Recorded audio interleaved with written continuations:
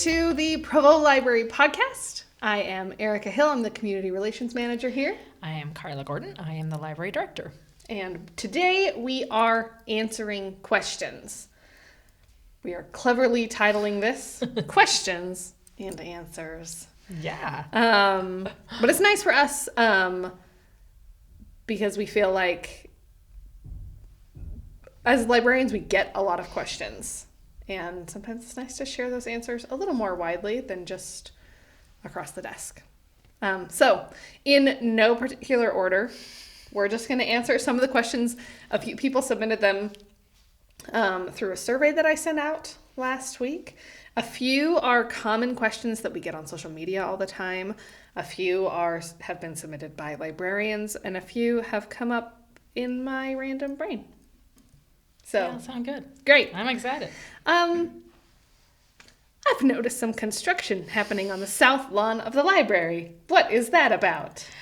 Well, we have a new permanent shade structure that has gone up over the little natural amphitheater on the south side of the newer building. So it's back a little further behind the Academy building. This is something we've been working on for a few years. It's felt like forever. But building is hard. Building is hard. Building something is hard. But we did get it built. The reason why we built it is canopy capers. We've had that program for years. Forever. Years. It's so much fun because during the summer for our story times, the kids and families can come, and at lunchtime we have a story time and they lay out their blankets, they have a little picnic, there's shade, and we've always rented like a party canopy from a party rental store for a couple months. And then, I don't like to blame COVID for everything, but around 2020, the prices when we came back and started doing it after COVID, like the price to rent that started doubling. It was crazy. And we wanted to still be able to do the program, but we didn't want to have to fork that out every year. And so we looked into different ways of constructing our own permanent shade structure over there so that we can have canopy capers every year. And it would pay for itself after several years because of the high cost of renting a canopy. And the exciting thing about it is it's quite a bit bigger than the one that we would rent. So it's almost 30 by 30 and covers that whole area. So more people can be in shade when they're going to story time. And then we also will have it, year round, but it has to be down when there's snow. So in the spring we'll put it up. And so we can do outdoor programming. There's a shaded spot out there that we could do stuff throughout a bigger part of the year than just the 2 months. So we're really excited about the possibilities that it brings. It looks like a skeleton of a shade structure right now, and that's what it will look like during the winter time, just because the very fabric part bare of it. bones jungle gym. Yeah. Just kidding. Don't climb on it. Don't climb on it, please. You can't reach that. That was a very bad thing for you to say. It was. Nobody can climb on it. But we'll put it up again this spring, and we're just excited to be able to go back to having canopy capers outside. Mm-hmm. It'll be great. Yeah. So that's what's happening. There we go. Okay. I know you have board games. I feel like you have more adult games than kid games. I would love to be able to check out different kid games for my 4-year-old. Is the library interested in acquiring more? So the question is, we are always acquiring more. We're always looking for new games. It's a collection that we are growing, but there are quite a few kid games, and I've actually used them for my 4-year-old before. The problem is they're often checked out. Those younger games are very popular. So if you're judging our board game collection, and honestly a lot of our collections, by what is on the shelf when you go to look at it, you're probably missing out on a bunch of stuff because so much of it is just constantly on hold, and you won't even necessarily have to be on hold for a long time. We try to keep ratios for most things about 3 to 1 so that you're waiting maybe a couple months, but not longer than that. So we do try to keep up on the board games and make sure there's enough that you're not waiting a really long time. But if you go to our website, under collections, there's a thing that says telescopes and stuff. Telescopes, games, and more. Click on that. There is a link that lists out all of the games. So a really easy way. And we have them listed by age group too. So you can go to what age group you're looking for, click on that. It'll give you a full list, and then you can look for them on the catalog and put them on hold, and you should be able to find more games appropriate for whatever age group you're looking for. I would probably agree that a lot of the games that are on the shelf are for an older audience, but we do have quite a few games for kids, and we're always building that. Yeah, I was going to say, I know they're always buying more. And that's kind of a good reminder, I think, in general, for most of our things that we check out. You know, you might go over to the video games and be like, oh, well, they hardly have any Nintendo Switch games. No, we have so many Nintendo Switch games. It's just they are in such high demand that they usually don't even make it to the shelf, because it's usually just person to person to person. And kind of a comment we've had about our like new book displays as well. Like you look at all the new books that are purchased, and I've had someone say like, why aren't there any bestsellers on your new book display? And I'm like, well, because as soon as we buy them, they're on hold and they're checked out.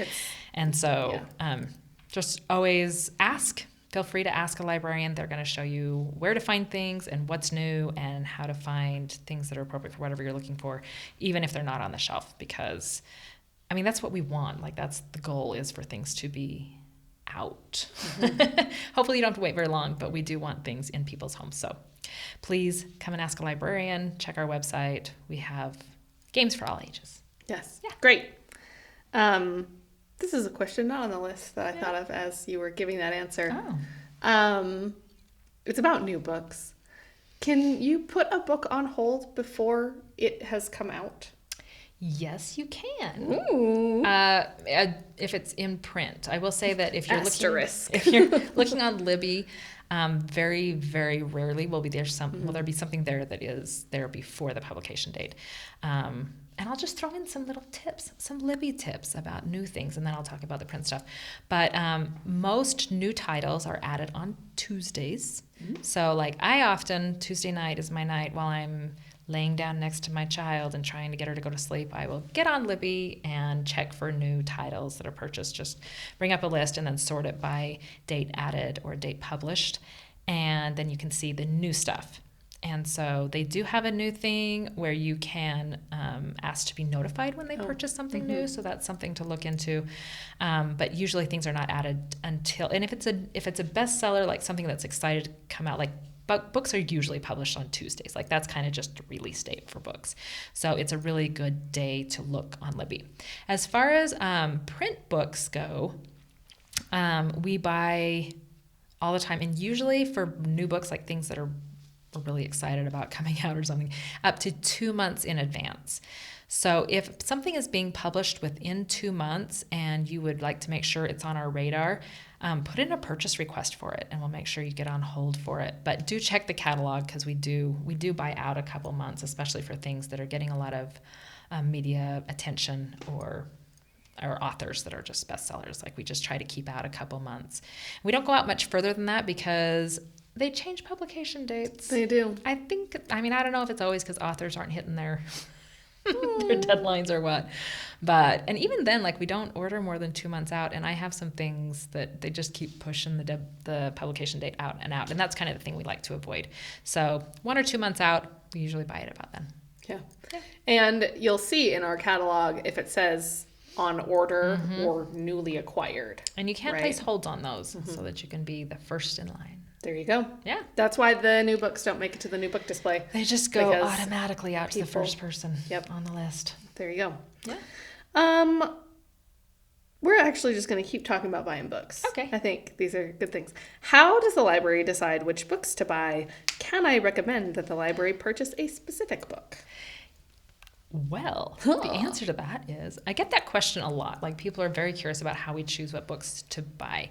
And it kind of depends a little bit. But in general, we read a lot of review journals. So like every week I get the New York Times book review, and I'll look through that to kind of see if there's anything that I think has local interest, if it's an author that has been popular in the library before, if it's something that I have a database that I go to and I look it up, and if it's published a certain number, like if there's been more than 30,000 published, often I'll buy it. That's for nonfiction. Fiction, it has to be like 500,000 for sure to be bought. Anyways, you kind of look at what the publishers are expecting, because usually if they expect to sell a whole bunch, they do big media pushes, which means you will hear about it, which means you're going to ask us about it. So we try to get those out front.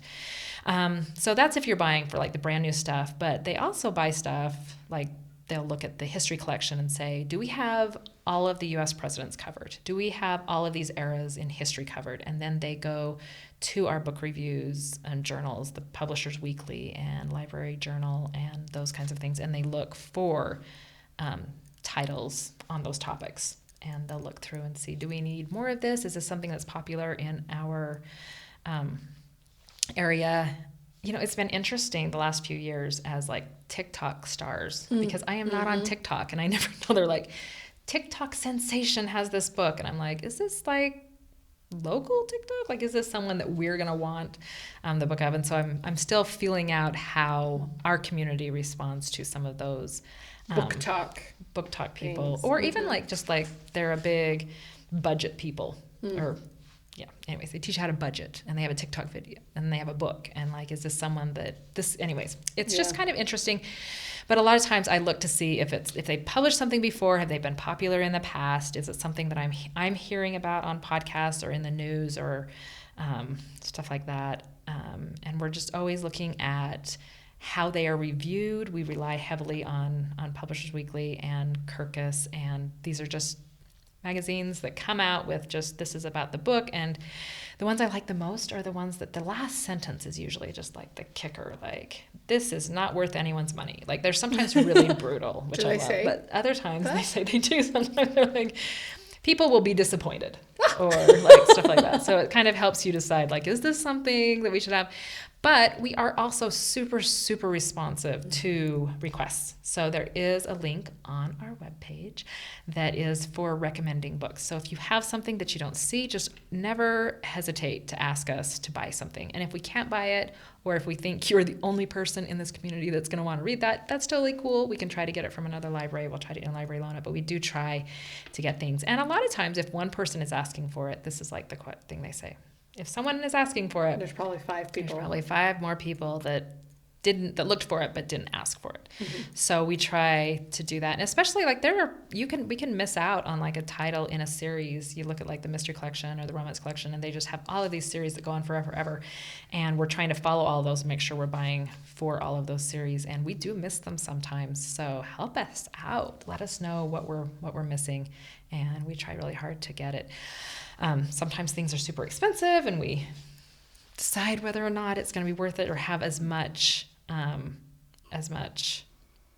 attention as. Anyways, we try to balance all those things, but we really do try to get what people are asking for. I know, and I think that that's sometimes something that people don't think a ton about when it comes to like purchasing decisions. Like I know. One of the librarians that I supervise buys for the large print collection.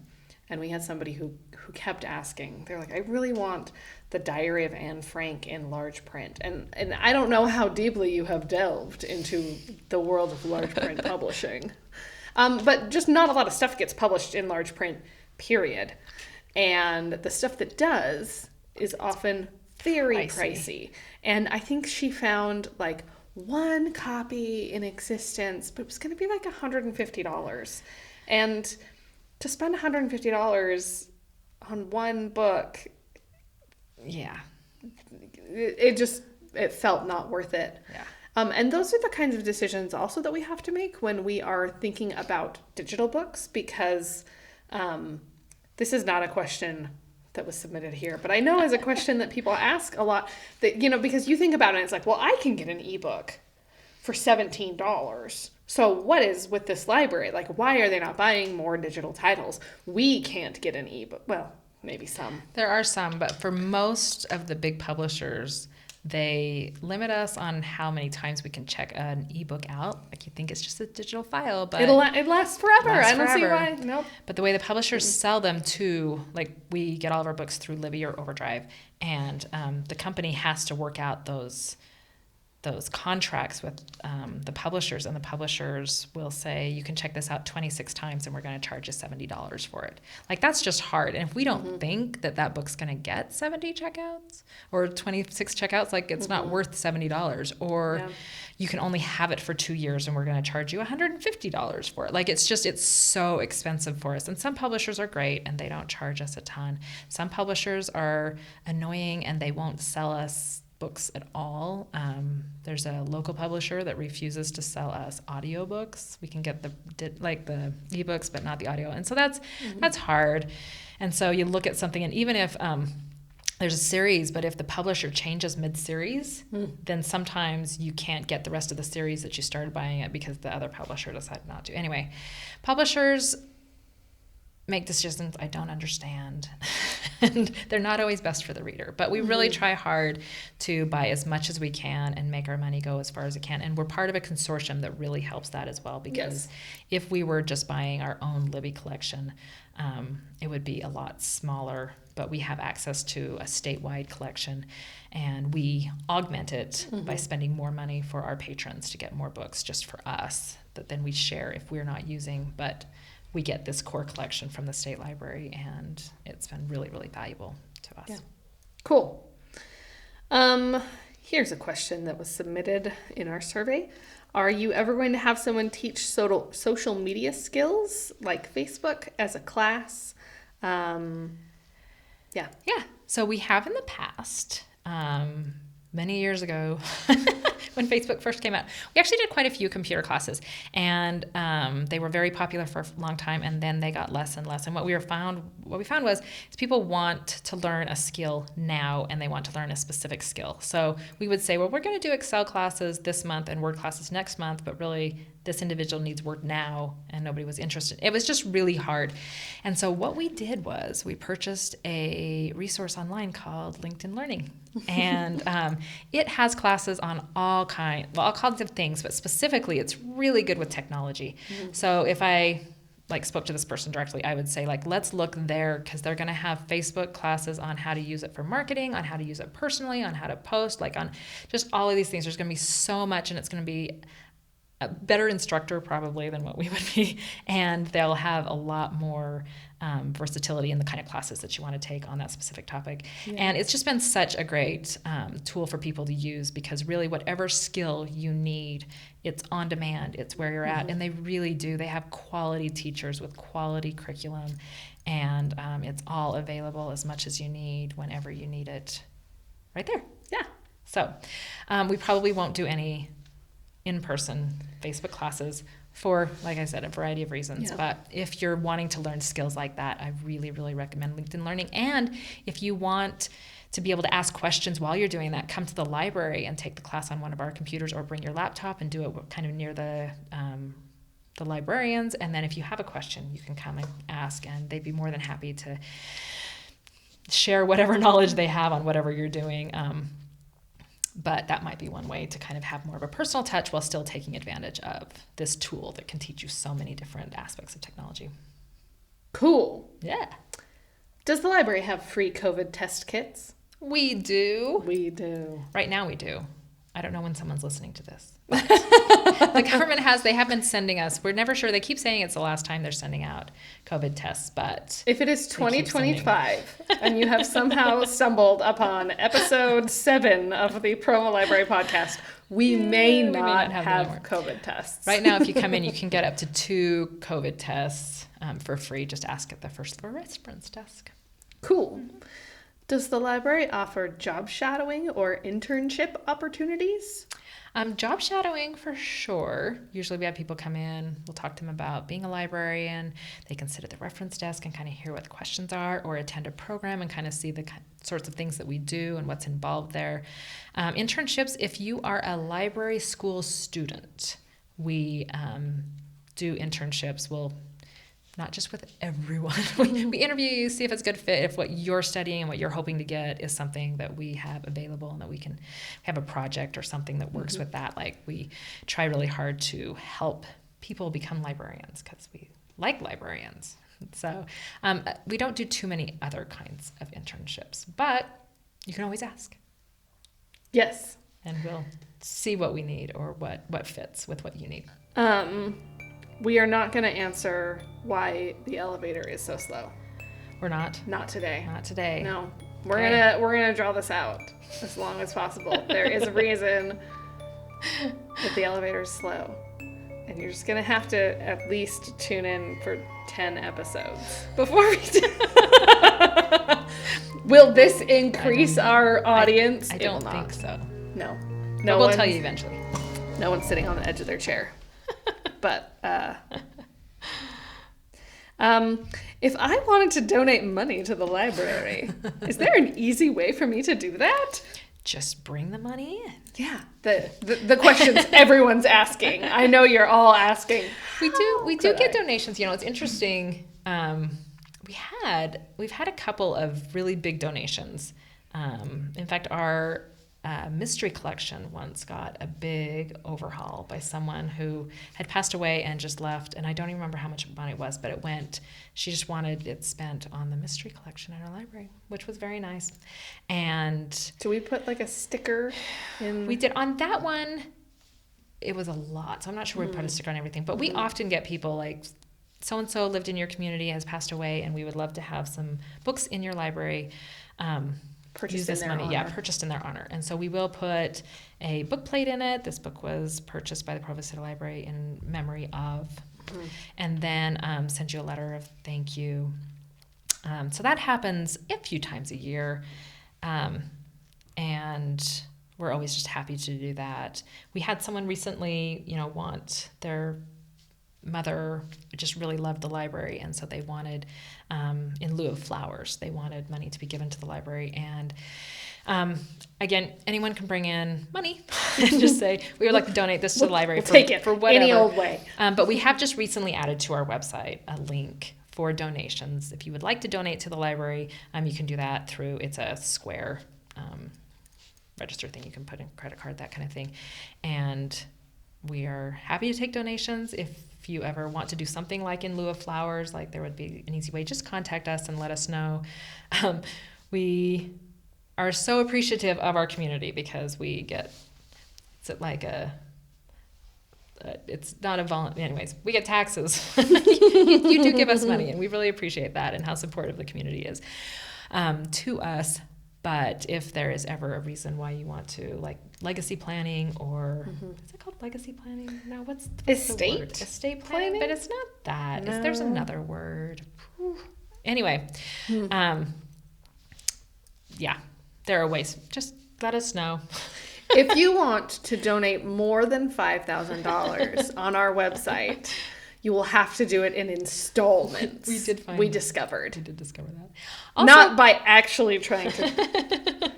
We were testing. The other thing, though, is we do take materials donations all the time. So if you have books you want to donate to the library, to our collection, we do take donations anytime. You can put them in the book drops. If they're not part of our collection, we assume they're donations. You can bring in boxes of books to any of the service desks, or if you go to the curbside pickup and just call in and say, I have some donations, we can come out with a cart and help you take away whatever it is you're cleaning out of your house. Sometimes if they're in good condition, it's something we need. We will add it to our collection, which we really appreciate that. If it's not, then we add it to our book sale, and that money goes to help the library as well. So any of those things is great. We'll take video games, because we now have a video game collection. We take board games. If you have some board games in good condition that you think we could add to our collection, something that your family's not playing, you can bring those in.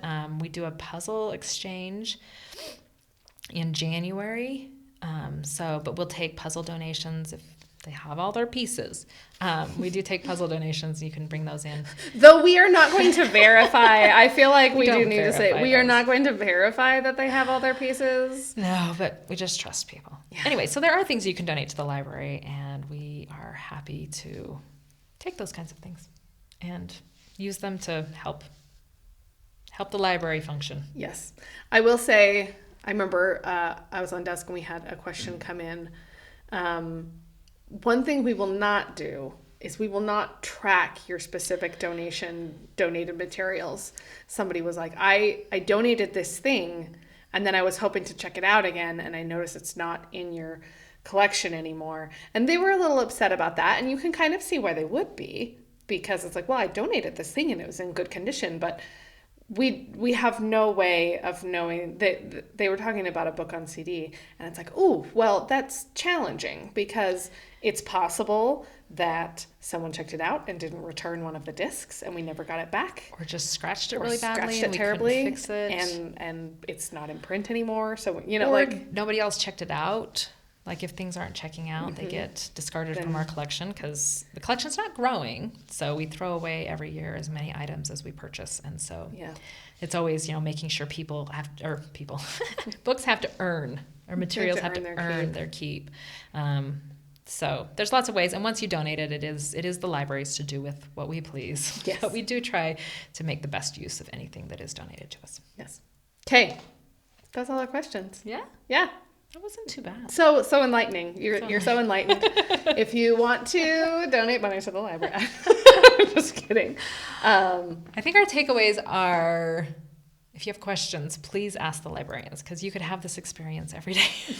The librarians are always out there at the desks ready to answer your questions. If you don't see something that you'd like to see in our library, if you have questions about any of our services or programs, we're just always happy to answer questions and be as open as we can be.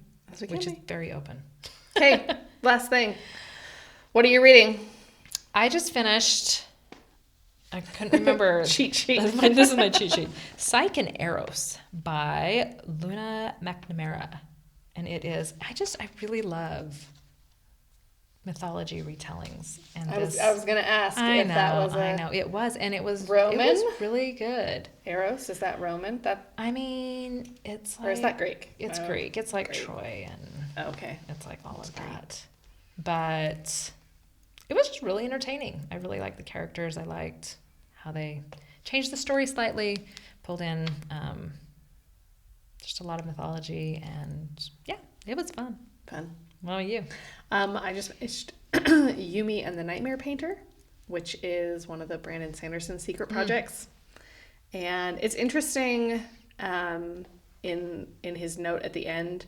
It's dedicated to his wife, and he talks about how one of the things that they've talked about is that he doesn't write romance, really. And he's like, I think this is probably the closest I could come to writing romance. And did you feel like it was romancy? I mean, it was a good love story. Okay. It was a good love story. Some twists and turns I did not see coming. Awesome. I almost wish that I had read the physical book, although I can look it up. But the art in the book is significant enough that they have descriptions of the illustrations in the audiobook. Oh, that's interesting. Yeah. So it's like illustration of Yumi leaning against a thing with an expression of trepidation on her face. Like they're pretty substantial descriptions, enough that I was like, do these exist somewhere? And they do. You can find the that was a cool collaboration kind of with an artist, and interesting. It was good. Good. Yeah. All right. There you go. All right. Thanks for joining us. Next time, we'll answer more questions or talk about something interesting, as we do.